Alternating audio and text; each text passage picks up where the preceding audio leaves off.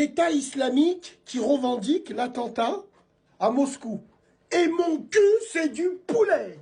L'incarnation du déni du musulman qui se réveille chaque matin depuis 1400 ans, qui constate que sa religion est responsable d'un attentat ayant engendré des morts et qui nie. Le musulman en particulier sunnite, qui croit en une série de livres qu'il n'a jamais lus, mais qui est capable de nier que celui qui les réalise, après les avoir lus, n'est pas un musulman.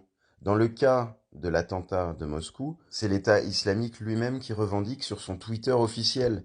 Et malgré cela, vous avez toute une cohorte de musulmans, de descos et de gauchistes qui arrivent et qui donnent leur théorie.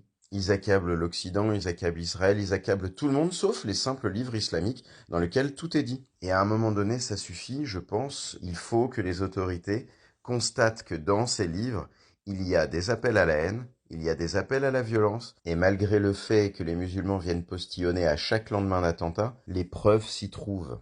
Alors ces terroristes, appelez-les comme vous voulez, mais ils se revendiquent d'une série de livres, d'un héritage religieux, dans lequel il est très clairement établi que le combattant, donc celui qui utilise ses biens et sa personne, aura le statut le plus élevé au paradis. Donc généralement, ceux qui font les pires atrocités, les pires attentats, ce sont ceux qui ont le plus péché. Ils ont vendu de la drogue, ils ont bu, ils ont volé, violé. Bref, au bout d'un moment, ils doivent demander pardon à leur Dieu. Et du coup, qu'est-ce qu'ils font? Ils commettent les atrocités qu'on connaît. N'oubliez pas que dans les écrits islamiques, il est bien dit que c'est le chrétien et le juif qui porteront les péchés du musulman. Réfléchissez bien au sens de cette phrase. Bref, donc je vous fais pas un dessin, je sais que cette vidéo va se faire signaler en pagaille et donc va se faire striker. Mais j'en ai rien à foutre. Là, pendant quelques temps, je laisse ma chaîne ouverte au partage. Donc téléchargez cette vidéo et partagez-la au maximum. Je signale que cette vidéo n'est pas un appel à la haine contre les musulmans, mais un appel à la raison. Dans les livres islamiques, il y a les atrocités que l'on voit chaque matin en se réveillant.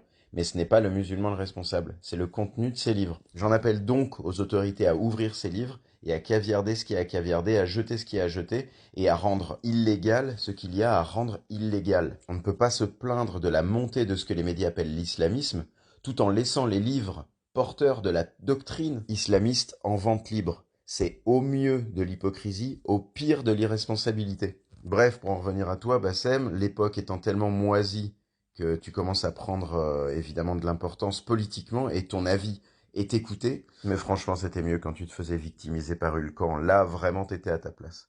Là, le fait que toi, tu pèses politiquement, ça démontre bien que cette société et cette époque sont moisies, clairement. Au plaisir de vous lire. Et puis, on va encore écouter le déni musulman sur cet énième attentat qui a causé la mort de non-musulmans. Voilà. Au plaisir de vous lire, bien sûr.